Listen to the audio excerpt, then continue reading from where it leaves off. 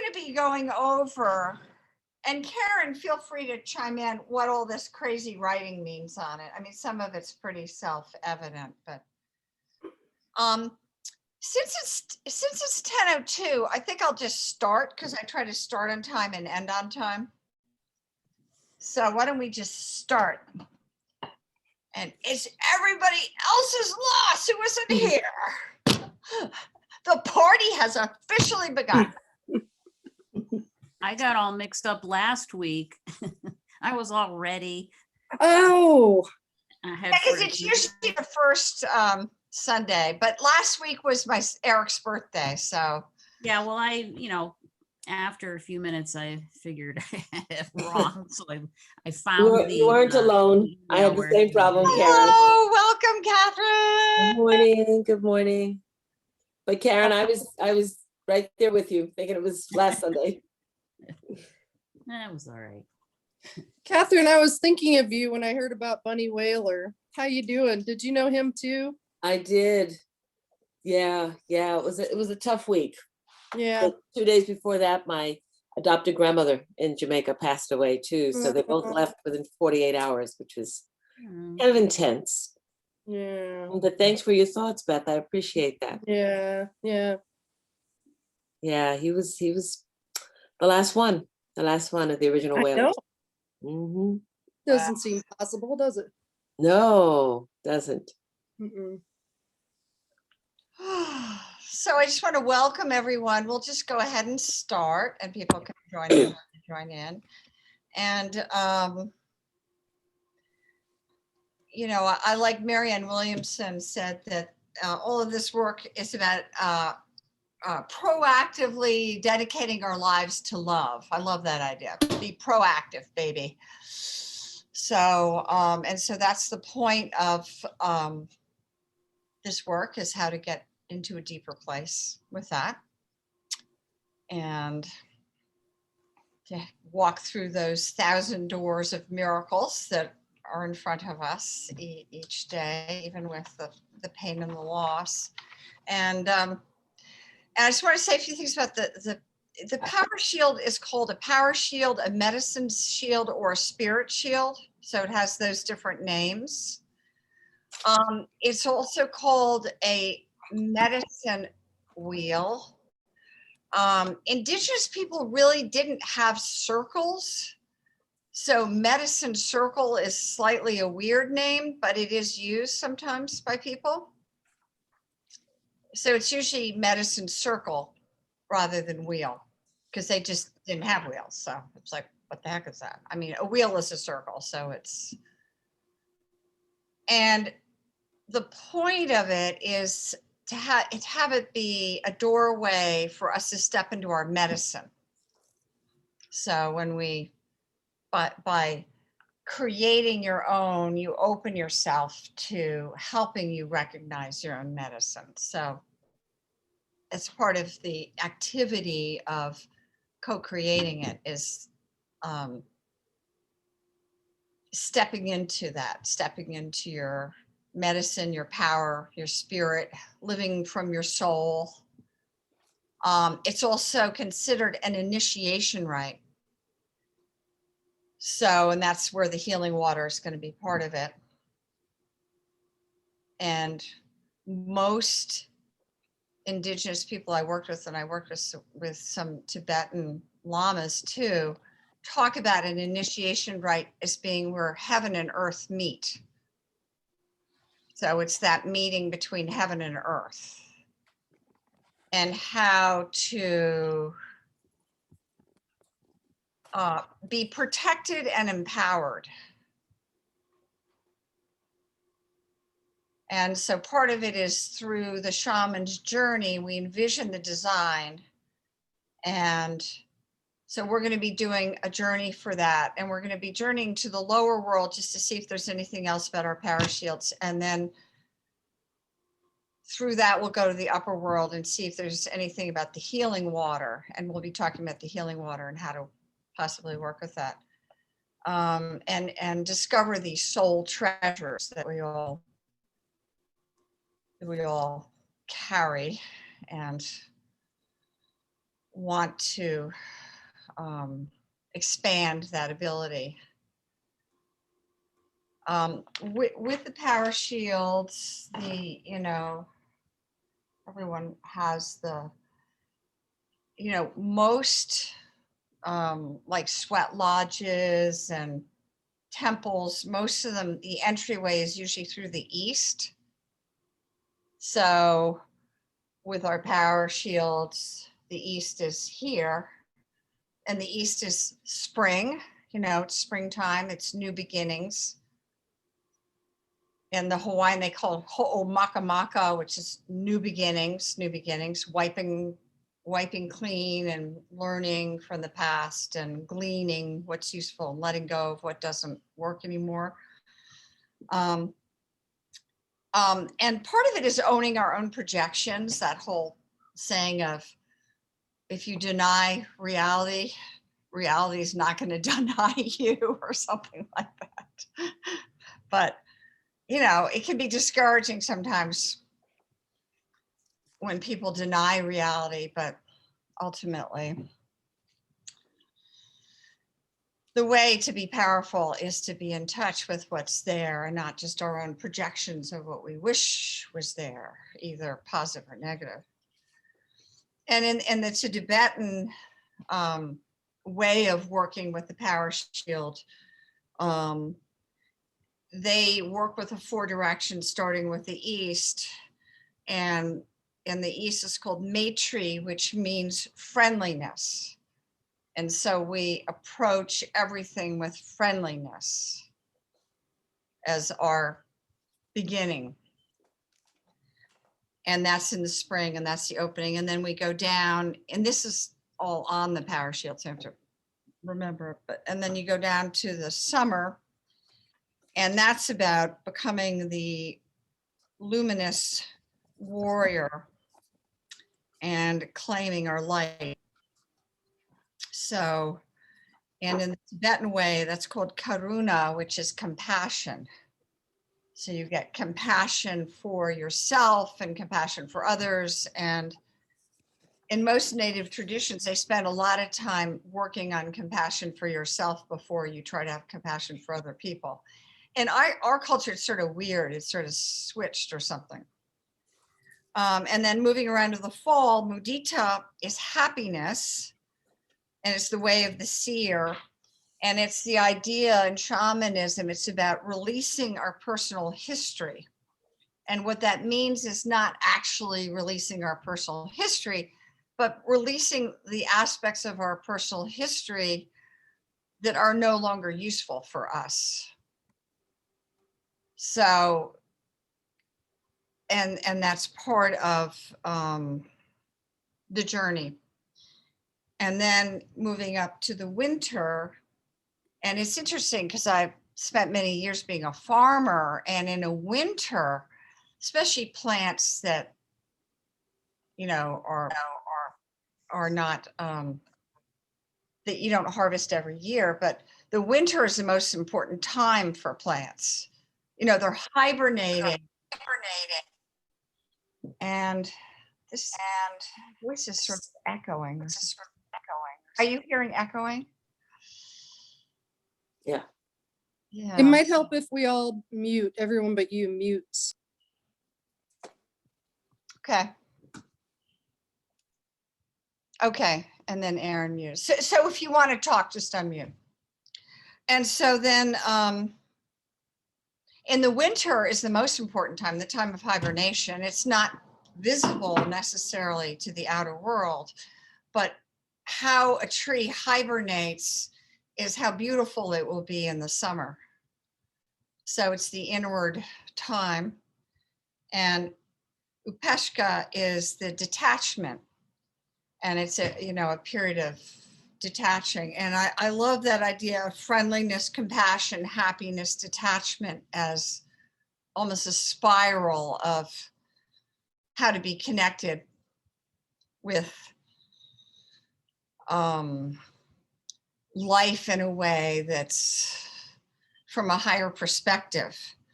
And the winter is a time of integration and claiming higher purpose and destiny.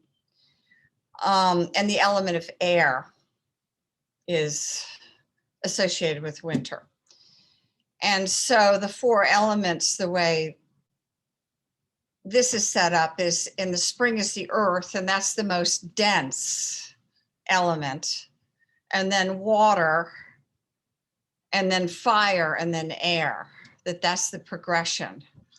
And when I do healing work, I definitely work that way, because if someone has an illness, that's in their body, their earth.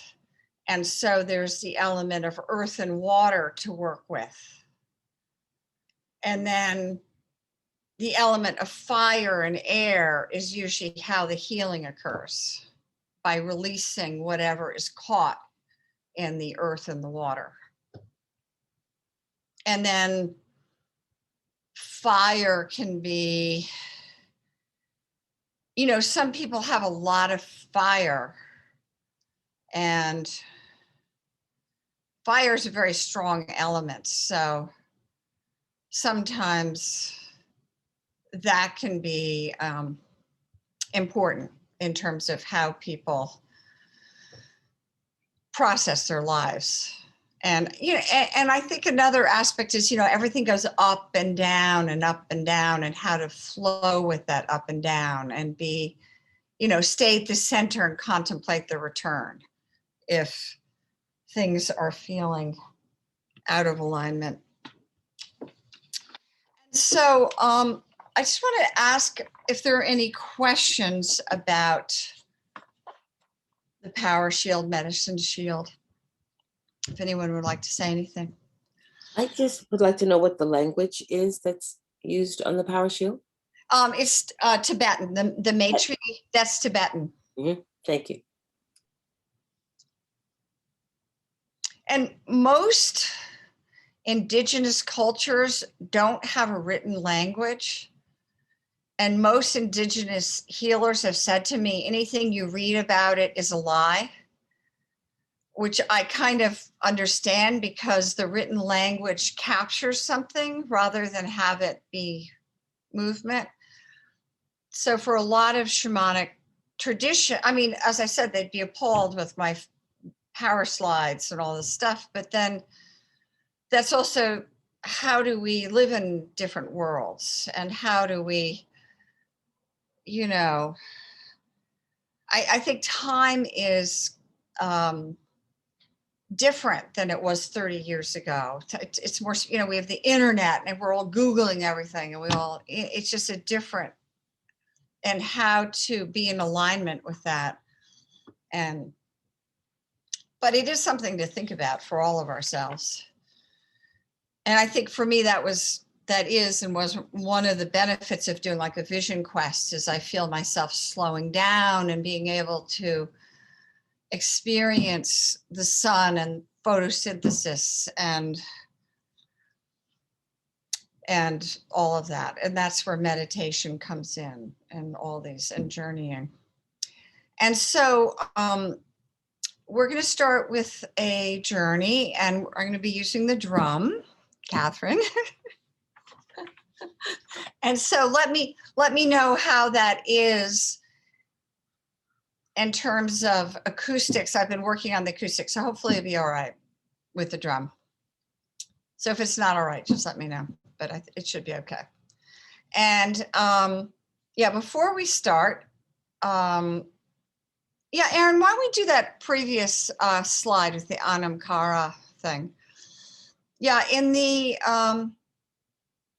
Gaelic culture, they have something, an Anamkara, which is your soul friend, which is very similar to, in the Hawaiian tradition, the idea of ohana, that we have biological families, but we also have spiritual families.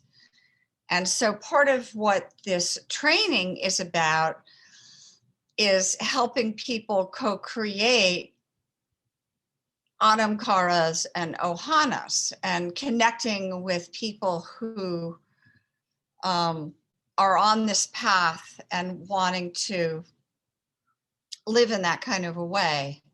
And so then it becomes, you know, I think a lot of, at least in my work, I find a lot of people, especially with COVID, have experienced a lot of isolation and that kind of feeling. And so this is about community and being connected, and because we are all connected, and how to be connected and be connected in ways that are mutually enhancing, mutually healing.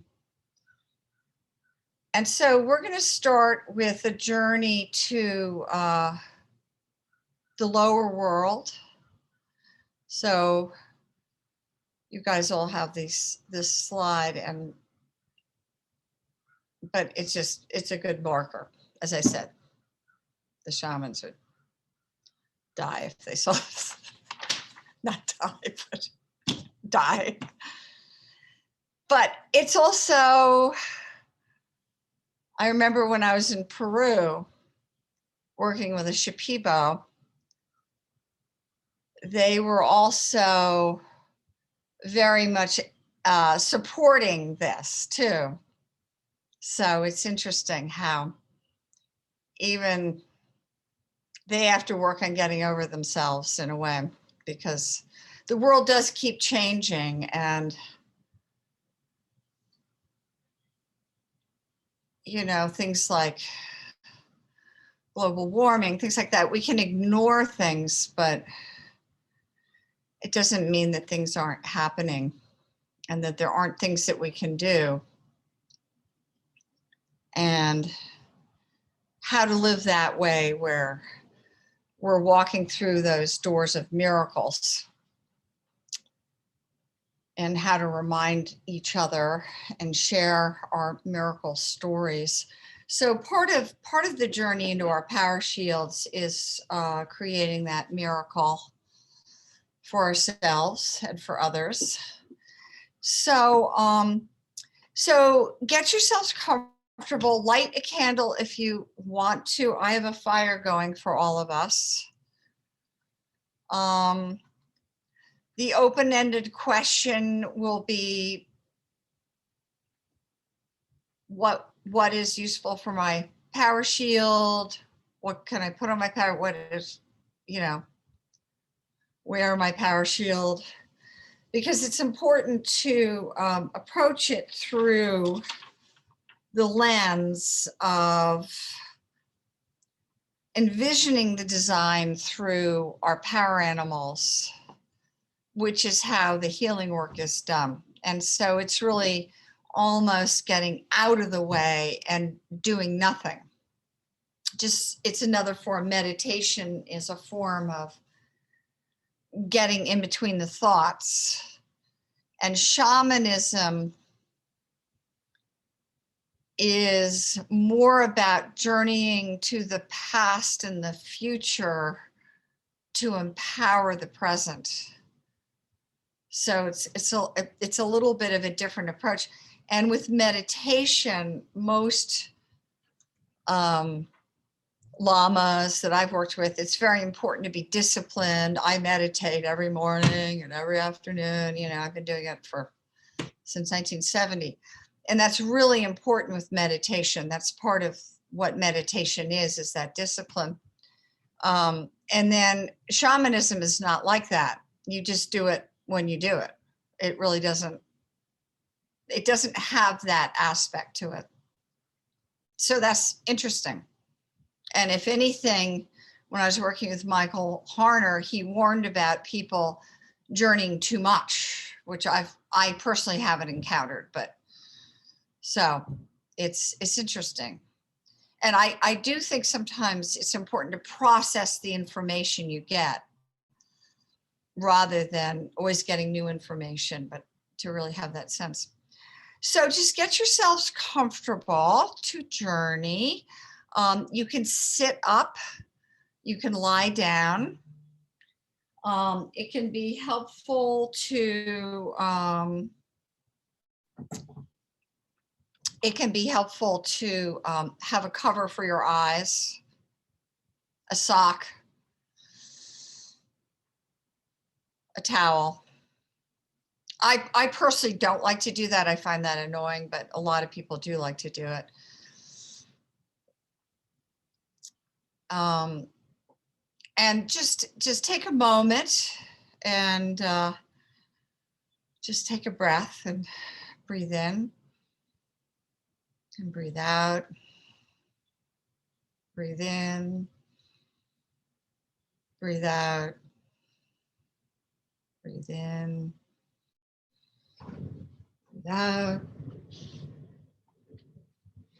And as you're doing that, allow yourself to get deeper and deeper into your body, into the relaxation of your body, the sacred temple of your body, where sacred rivers flow, all of our beautiful cells and organs. And so just take a moment to breathe and breathe love and life into your own sacred vessel, your own sacred body. Breath being the bridge between life and death.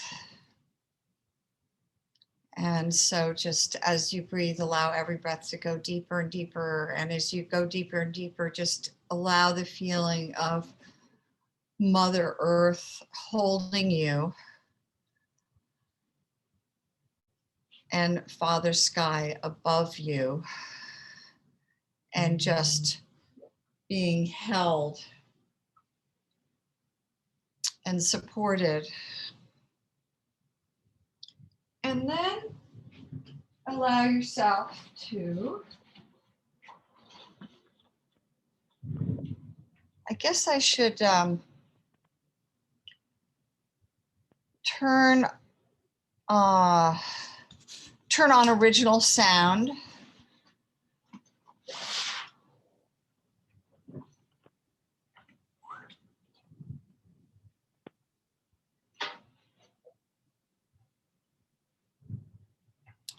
And so just imagine yourself moving towards your entrance, that place that exists in reality, and just go through that. And when you go through that, you go into a tunnel, and the tunnel goes down, down into the earth. So just go down the tunnel, and then you'll hit the bottom of your tunnel, and then you'll enter your shamanic world. And then when you enter your shamanic world, your power animal or power animals will be there for you. And just as a mantra for your mind, just allow yourself to focus on what is my power shield? What do I need to add to my power shield? What is my power shield? And so just allow yourself to receive that information. And maybe even imagine your power animal or animals handing you your finished power shield. And with that, follow your power animal, and we're going to now go to the upper world. And your power animal or animals will get you through whatever barrier is there.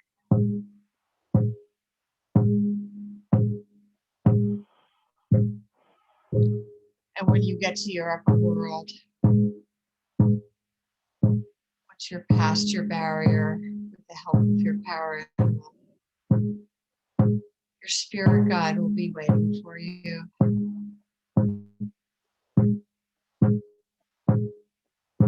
your teacher will be there. And the question to ask is about the healing water. How best to work with healing water for you. Because we all have unique ways of working with healing water.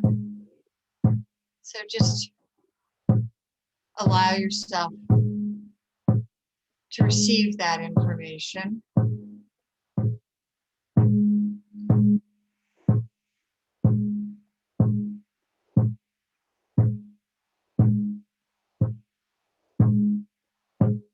And then once you've received that,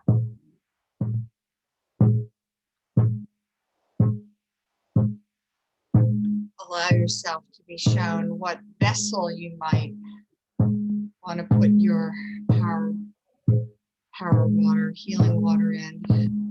You can just keep it in what it arrived in. A lot of people do that. A lot of people like to create and expand their healing water. So we'll be talking about that today too. And so just allow yourself to just receive any information about that.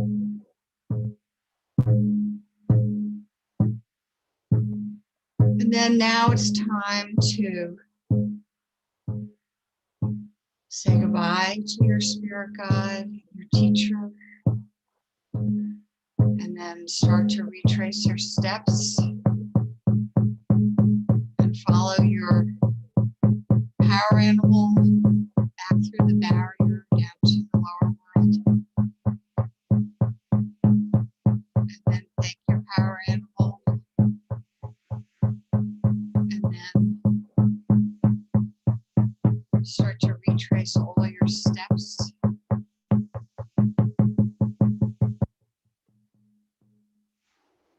And then when you're ready, wiggle your fingers and your toes. And then feel free to take a few moments to write down any information that you received.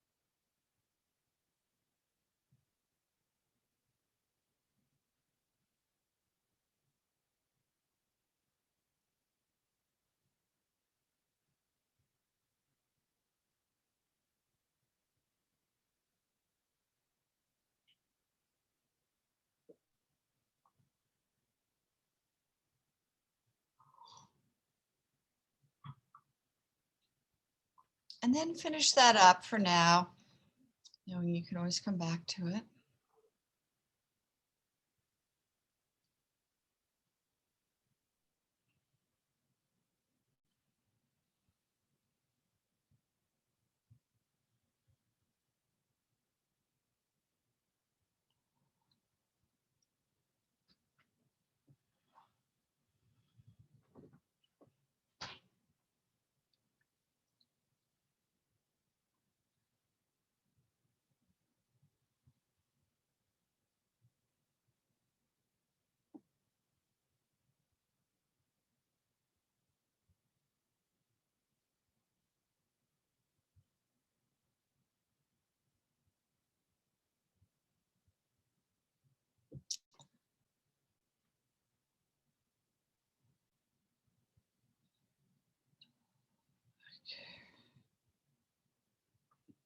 Now I'm going to have people go into chat rooms.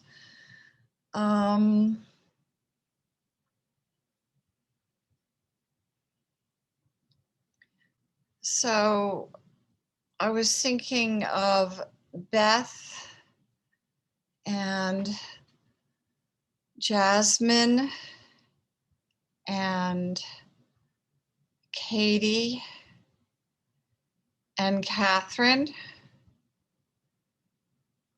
in one group, and Kanda and Karen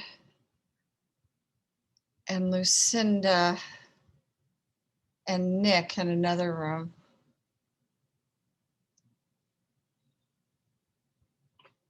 And then Erica.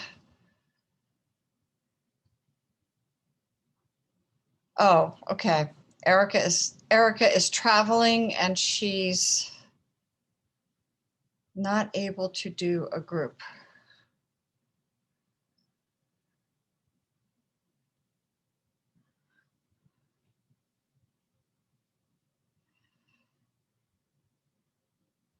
So, so when you go in your chat group, just feel free to share what information you got from your journey for your power shield and your healing water. And if you feel like you'd like to, feel free to actually show your power shield and talk about it. And maybe we can work on Erica, how to get her in somehow.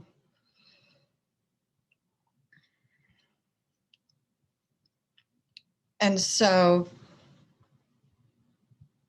Aaron, is everybody? I think a problem can be, we're talking about this, is if you're part of a tribe and it has a very specific way of doing things. I mean, that happened to me. I was studying with Alberto Villolda, and he was teaching soul retrieval. This is like 35 years ago. And he taught this whole technique. And I'm like, well, I obviously can't do soul retrieval. I felt nothing. I'm like, I can feel this, you know what I mean? It just didn't resonate with me the way that was taught. And then I went to Ecuador and found different ways of doing it. So that is a nice aspect of our lives today, that we have choices in a way that I think is beneficial. Mhm. The next thing we're going to be focusing on is healing water, which is one of my favorite things. I love healing water. Robin, do you want to talk about the stuff with Carol and the healing water or not? Sure. So the little bottle that Marina gave me for today's healing ceremony, I have an aunt who is having a lot of back pain, and so and what we did was we took that water and I did a little healing, and then we gave it to my children to do a little healing. Marina did a little healing, and then I wrote her a note just to say we had to use this to help you with your back pain. And I did give her a few ideas on how to use it, but not like saying this is how you use it, because I actually don't know how you use it. Um, and then we mailed it to her, and I don't know when she's going to get it, but in the next few days, I'm sure. And so hopefully it will help her with her back pain. Yeah, that would be nice. That's the prayer, right? So, Isn't you supposed to drink it? she could. You might think she'll feel really good, right? If she drinks it. Yeah. Well, and so, Beth, would you be willing to share your healing water from the Shipibo? Sure. As probably most of you know, Marina and I met in Peru when we were doing ayahuasca ceremonies. And they gave us each a bottle of healing water. They didn't really describe it as such. I don't remember what they called it. But they get a cheap bottle of cologne. I saw this in all kinds of markets in Iquitos. You probably did too, Marina. And as they get to know us and do the ceremonies, they put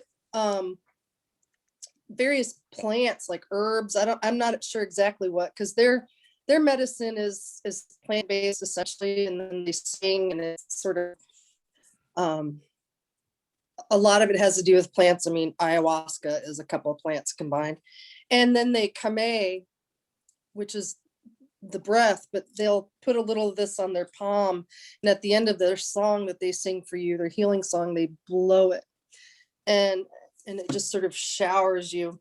And I felt that I should use this there mostly on my heart chakra at that time. But now, since coming back, I mainly have been putting it below my nose, and I can smell what they created for me and healed me with. I can smell that, and it sort of takes me back and reconnects me to that experience.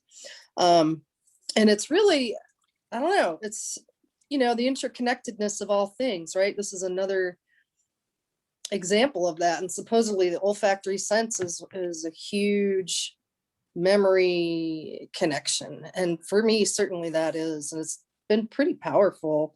And sometimes I need it more than others. And I just kind of listen to my body, spirit, whatever. And whenever I need it, I have it. And we're supposed to add to it and put more. I think cologne is probably rubbing alcohol, isopropyl alcohol. I can't read the Spanish. Yeah, well, it says alcohol. And I haven't done that yet because I haven't wanted to water it down. And then, of course, this is what Marina gave us, is also healing water. And I haven't had any information about that yet, but that's my Peru healing water information. Yes, so the healing water that I sent you is a combination of healing water from this bottle, which I've had for many, many years. And this is, it has mugwort in it. So it has a plant in it. And I was told to do that. And this has a combination of all the healing waters from the shamans in Ecuador and the Tibetan healers that I worked with. And so this is sort of like my master bottle. So I have that in there. And then I did add the Shipibo in there.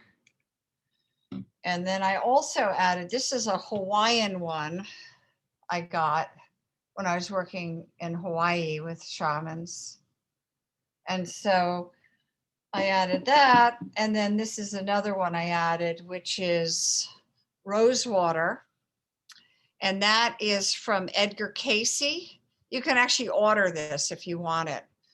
And this has the rose petals in it. And then I also had one from this, which is actually Isaac's healing water, because Isaac, Robin's son and my grandson, is way into healing water. And so I had a friend who we actually did healing for, who has cancer and had a double mastectomy and stuff. So Isaac did a healing on that for her. And I sent her a little bottle like I sent you bottles.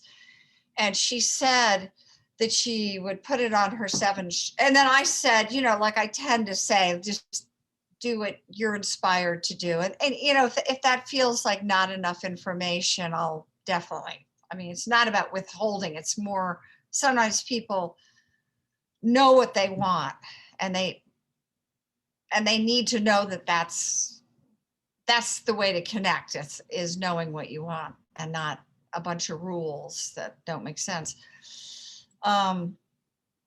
So and so Oh, and then this is another one, and the little bandana comes from when I was involved in the Black Lives Matter marches and being a peace marshal. And so this bottle is dedicated to that, to getting things, doing things a little better in this country than we've been doing. That there are ways. And it was very beautiful to be involved with that. And, you know, one of the techniques we did was if there was a person of color, we would surround them and protect them from the police. So that felt very meaningful at different times. You know, how to be nonviolent with things. So and then in this country, a lot of people, and so if you're drawn to healing water and wanting to expand that in your practice and your life, my suggestion is to find some kind of a bigger vessel to pour the healing water into if you want to. You don't have to do that. And usually the vessel is something that will just come to you or be given to you, or so that is another, it's almost like an Easter egg hunt or something. It can be fun. Like, oh, that's what that thing is. Like this one is a bottle that my beloved friend Deboria gave me that I've had for so many years. And I'm like, I love it, but what am I going to do with this thing? So that, and she got it at like a consignment shop, you know, it's a very beautiful, expensive thing, but she got a good deal on it. So, I So have a what's it, question. Marina, Go yeah. ahead. so you pour it into a bigger bottle to add to it or just to have Yeah, it? then you can add to it. So that's what we're going to be talking about. How do you add to it? Okay. Different ways of expanding your healing water if you're drawn to do that. In South America where I worked, people would make their own alcohols from corn and potatoes, and that would be the basis of their healing water. Because the reason healing waters are alcohol based is because if they're not, it can become kind of a cesspool of germs. I mean, the alcohol keeps it clean, and they do the kamehing. They put it in their mouth and they kameh it. So it's important that it be food grade, or you know what I mean, not. So I'm going to interrupt. Did the Shipibo put it in their mouth to Kame? Is that why they kept No, spitting? they put it on their hand and they blew. That's what I thought. Okay. So there's just a lot of different ways of doing. In Ecuador, they all kameh'd it from their mouth. When Don Jose came and lived with us for a while, he would get really high proof, some kind of a rum, and add it to his healing water to expand it. With this healing water, you could do that. You could use rum or vodka or rubbing alcohol. Now, obviously, rubbing alcohol is not something you're to put in your mouth, but this is not to be done that way anyway. So, and it's more if it's something that you feel like you want to work with and expand. I mean, you could just have your little vial of water, and that's great too. But some people are really drawn into working with healing water. And I have to say, I mean, I'm really excited about Robin's beloved Aunt Carol. I really hope it helps her. because I've been working with her and just nothing has helped. So I'm really hoping. And she's very devoted to the medical model. So that's what I love about shamanism. It's not opposed to that. It enhances that. So, or for Adair, from, Isaac's stuff that he did, she said it was like miraculous. She would put it on her chakras and in the morning and the night, and it would just be miraculous. So there's something pretty cool about that, just to be able to share something like that and kind of have it be a big deal, but not a big deal at the same time. It's sort of a natural thing. And healing springs in South America, there's a place called Baños, and there's healing springs. All the families go together, and it's a different structure than we have in this country in terms of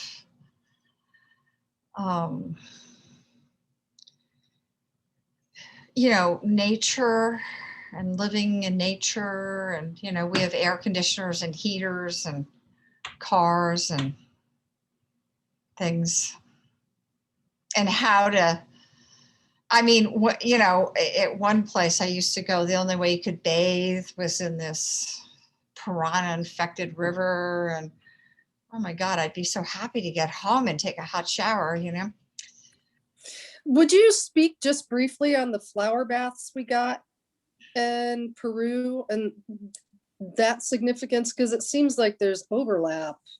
Yeah. And I never really understood from what they told us there, what the point, what other than to be cold.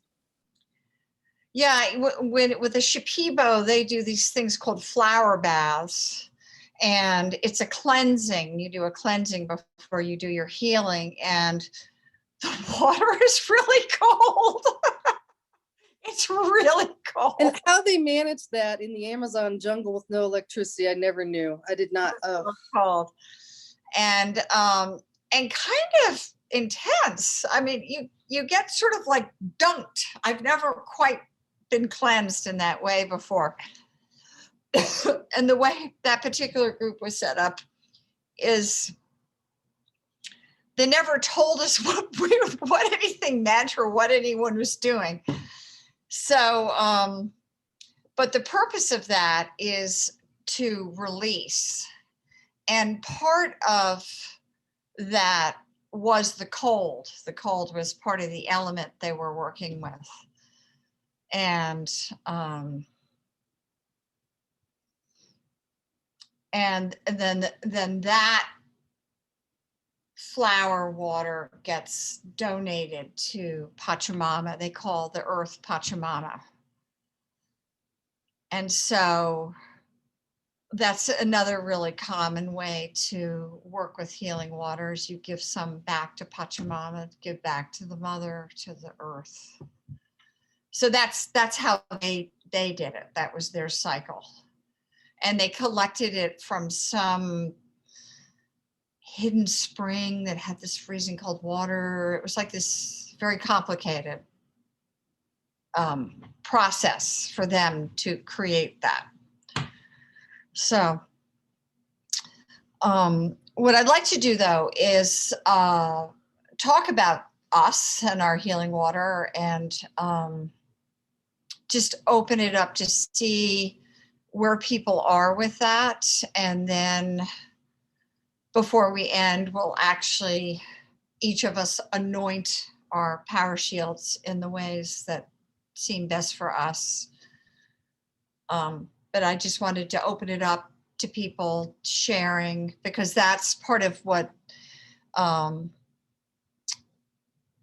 this ritual will be. The closing of the power shields will be anointing them with the healing water. And then next time we'll be talking more about the healing water and how to work with it. But specifically now we're working with our power shields with it. So I just wanted to open that up to people to see if anyone has, because when we did the journey, we journeyed to the lower world to see if there's anything else about our power shields, and then the upper world for our teacher and spirit guide for the healing water. So just seeing if anyone got any messages or thoughts they want to share from that journey. The message that I received from my guide regarding the healing water was to put it on the soles of my feet every morning. Ooh. I thought was kind of interesting. And that was about, the feet being connected, like I guess the most direct connect point to the cradle of Mother Earth, and to honor that. Nice. Mhm. And I love that the soles is like SOLE, but it's SOUL to the soles of our feet. Yeah. Interesting. Yeah. Yeah. Very, very specific. Yeah. Very cool.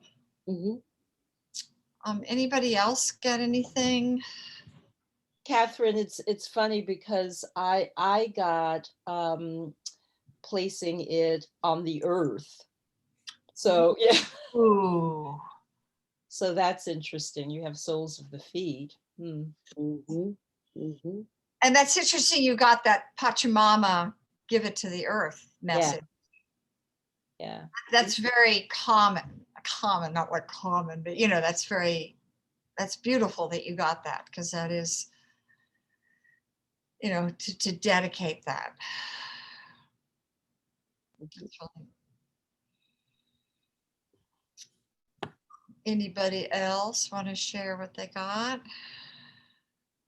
Yeah, I started this meditation practice that I've been doing every day. And I've been checking each one of my chakras as I'm meditating, and, checking the color and the spinning and everything. And what I got in this journey was to use the holy water, healing water, on each one of my chakras as part of my morning meditation. So, Interesting. went along with what I've been doing anyways. And then on, my power shield, I have the chakras on there. So it's all hooking up together. Interesting. That's a gorgeous shield, by the way, Karen. It's like, wow. Yeah, I think I have shield envy. Mhm. I got just, That's how I felt about Nyx.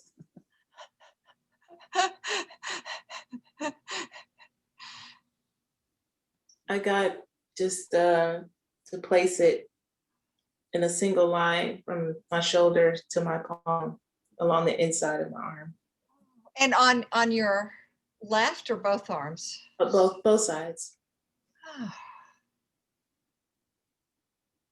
Wow. I know one of the rituals we did before I did a vision quest with Brook Medicine Eagle is we had the fire, and then we would take the charcoal and from the fire, and we draw a circle around our hands and a circle around our feet using the charcoal, so that our hands may feel spirit and our feet might feel spirit, as a way to connect from this world to the other world, and have that conscious awareness of what we're doing. So it's interesting how Catherine got it for her feet, and you're getting it for your arms. It's just so beautiful how these rituals are so ancient, and how to have us all more and more live in that way of that, the way of living from that place, so that in those moments we're at the right place doing the right thing at the right time, and then we can see all these miracles that are around, and have those doors be open for us, by us, through us, above us, beyond us. Anybody else want to share about their healing water, or what to do with them, or?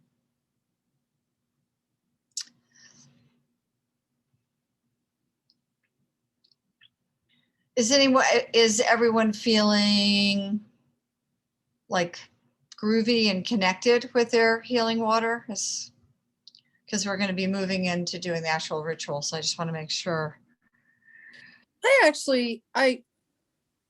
I'm not feeling connected to this one yet. And I don't know if it's because I probably need to journey on it. And because I've had this one in my life and I didn't know that much about it. And but yeah, is that what I should do? Just journey about this? Like, how should I use this? That sort of thing. I also think another thing is, I think that like this formula I made for Isaac is very specifically, I was told very specifically to make this specifically for Isaac. So there can be that too, or you can, and the healing water that I sent Adair was very specific for her. So, and when I was doing, creating that for you guys, I used my Tibetan healing bowl as part of it, which I'm going to be using today again as part of our ritual. And there's been a lot of work on water, that the molecular structure actually changes with how you feel. Like your thoughts and feelings actually change the structure of water. There's a Japanese guy who's done a lot of that work. And so I've been involved sometimes in ecological situations, trying to heal ecological situations. And so healing water can be really beneficial for that. Just to get that template of love in that polluted situation. So, okay, are there any more questions or thoughts before we? I'd like to just share about what you're just saying about this, water taking on like energetic stuff, because it's like a place where we see some of this and like more kind of scientific paradigms like kind of coming together and seeing a harmony between the two. And I'm always talking about Burning Man, but one of the pieces that I saw there, actually that it was there for 2 years, was a big tube of water.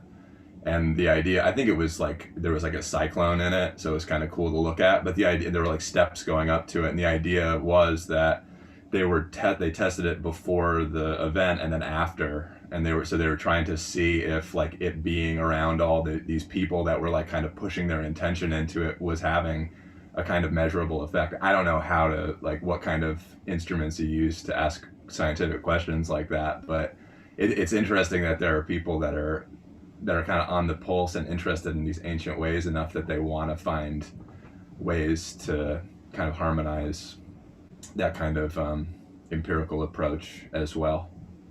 So I just find it cool. Like I really believe that there's like impressions made on things. So like the idea of just like believing this thing has this connection, like increases its power. I think that's really quite beautiful.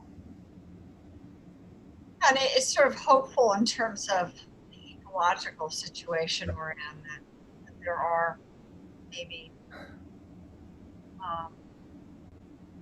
solutions, because it can get pretty discouraging sometimes with the way things are going. Yeah. Maybe there are answers and ways to work with things. And that's what we're all here for, the earth, ourselves, our loved ones. So, yeah. So, Question, Marina, I just want to clarify, yeah. because you showed us a lot of different bottles. Which ones did you use to make our healing water? All of them. It was all of those. Okay, including your Black Lives Matter healing water as well. Okay. Thank you. Including Maria Wana, who was the first shaman I worked with, who was like really into healing water. And she was the one, she'd go to all the different churches and collect all the healing water. And And they were doing a ceremony and at the Catholic Church, and the Catholic priest said, I hear you go to other church. Oh yes, all churches are holy. He said, well, you can't do that. I said, oh, she cries. And we get in the car and drive to another church. It was just funny. So, and we had the car decorated with toilet paper. That's part of the ritual. So you make flowers out of toilet paper. Sounds like a COVID thing. Yeah. So, yeah. So now we're going to move into, I'm going to work with the singing bowl.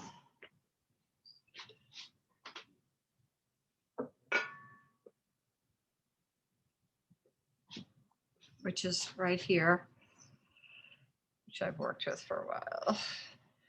And so just take a moment, just close your eyes and, hold your healing water. And I'll be playing the Tibetan healing bowl. And then when you feel moved to do so, do whatever ritual that you were instructed to do by your teacher.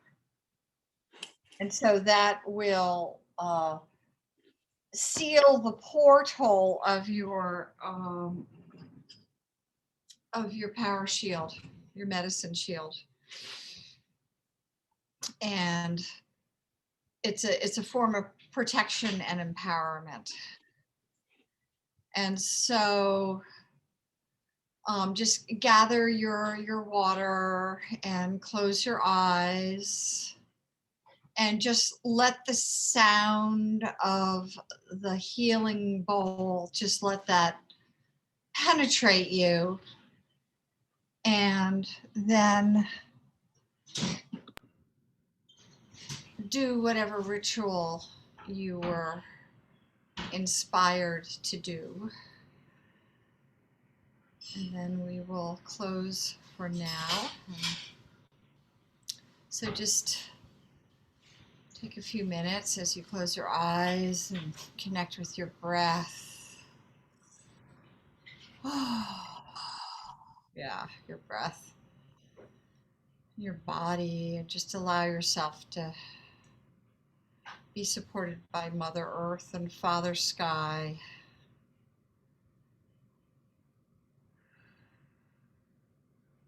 And feeling the gratitude and sacredness of who you are, your unique beinghood, and that you've taken this time and energy to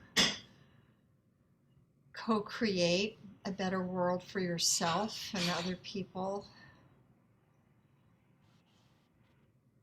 And just take a moment to imagine the world that you want to live in. And then we can all imagine the worlds that we want to live in.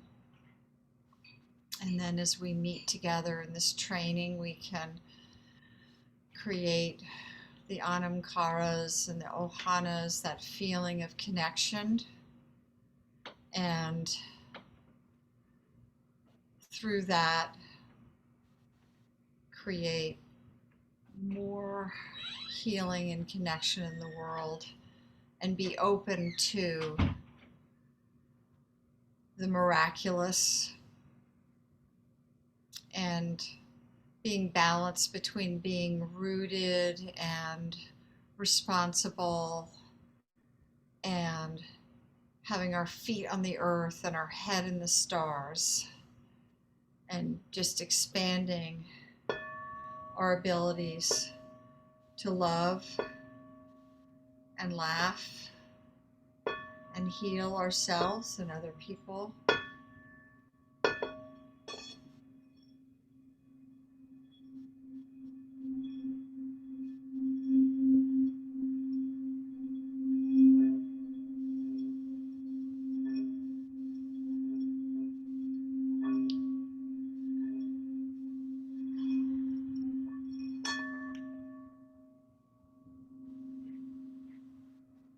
And so then do whatever ritual is meaningful for you.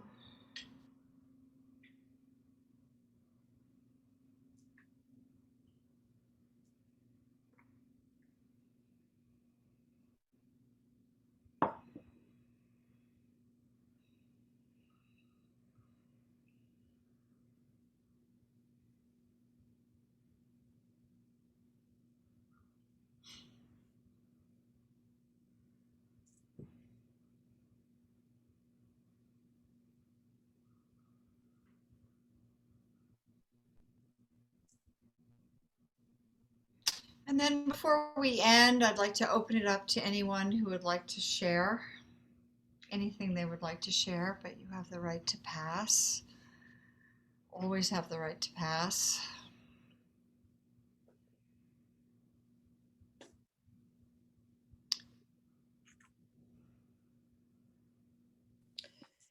Something for me just now that was really powerful.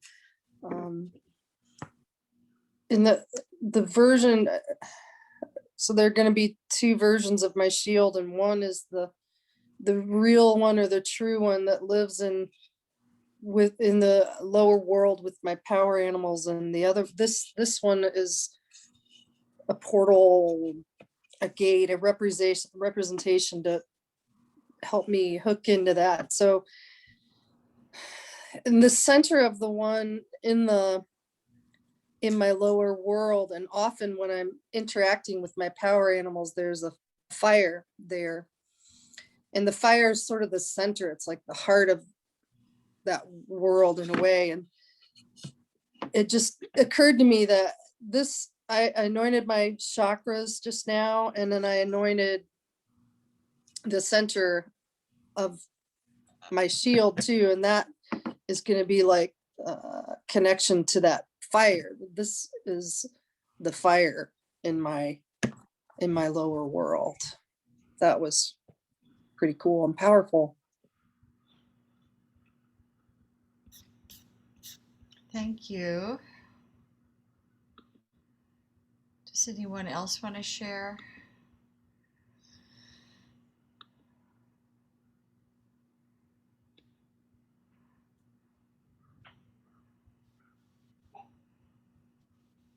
It's interesting. I was instructed to anoint my wrists, which was what I was seeing Carol doing, Robin's aunt. So somehow it was connected to that.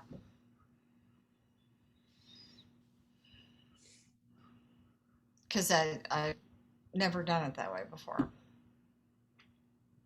And that was one of the options that Robin gave her aunt. Well, you can apply it to your wrists if you want.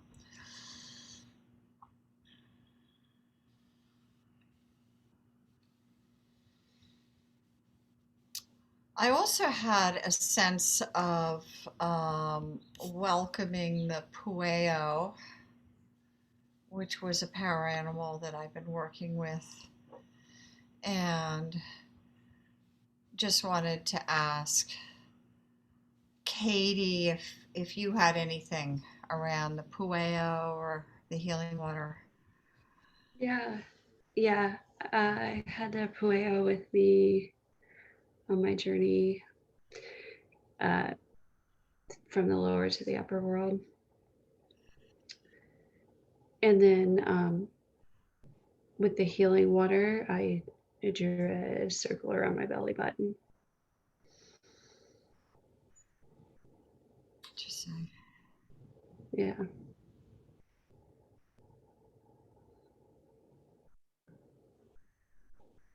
And actually, I had the pueo and hawk with me, both side by side.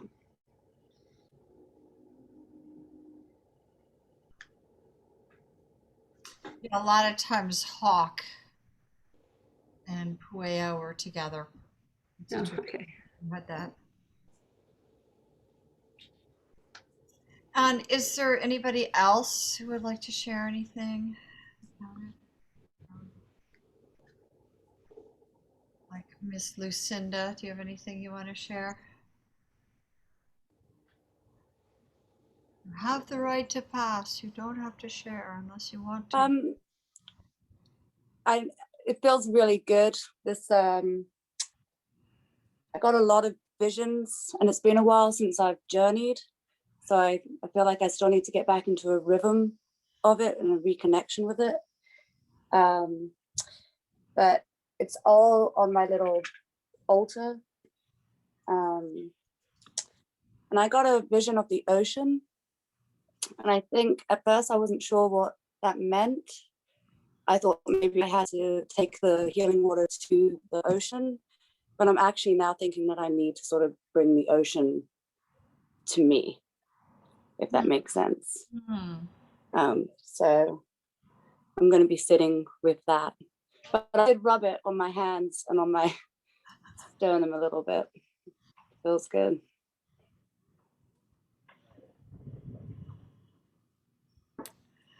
Yeah, and then another aspect is we were working with the Tibetan Healing Bowl, which is another tool that is really I find really helpful with doing the healing work. And it is interesting because the grandchildren, I mean, I have a metal one, which is nice because it's not going to break. Because I used to have these glass ones, which were a little scary. And so the grandchildren are always playing the healing bowls. It's so interesting how they're just drawn to it. It's interesting with children how they just understand these things. Like Isaac, when he was doing the healing, I actually have pictures of him, and it's so he's like, okay, it's healed. Me and my kids meditate every morning at morning meeting in our preschool. So, and they're all very conscious, mindful meditation. And it sets up our day. It's beautiful. It's very connected. I love it. So, anybody else want to share anything? I'd just like to say I like the idea that Beth offered of putting the holy water on the power shield. Is that a good idea, do you think? Is that? Yeah, and that's traditionally what's done is it's put on the power shield. Mhm.